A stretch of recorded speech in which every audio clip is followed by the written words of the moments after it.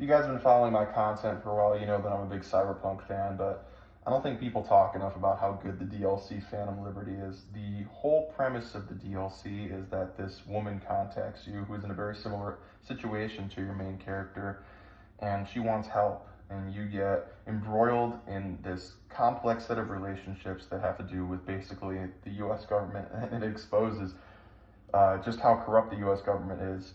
One of the most brilliant things in, I think, the Cyberpunk universe is the fact that by the time of 2077, and even for like 50, 60, 70 years before that, the US government is pretty much just a corporation, and that corporation is Militech.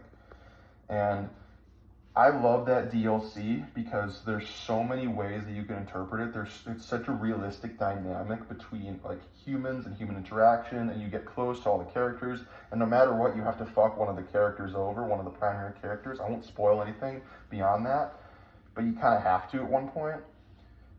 But you don't really feel like they're your true enemies.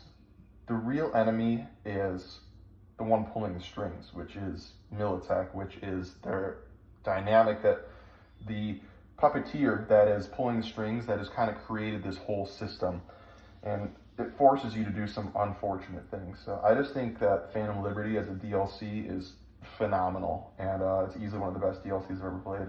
If you haven't played Cyberpunk or Phantom Liberty, please go play them both. CD Projekt Red is not paying me to say that or anything. I'm not even big enough for that to be the case as a channel, but it is just it's a life-changing experience to play that game. It really is, because it's so relevant to everything that's happening now, like I've said before.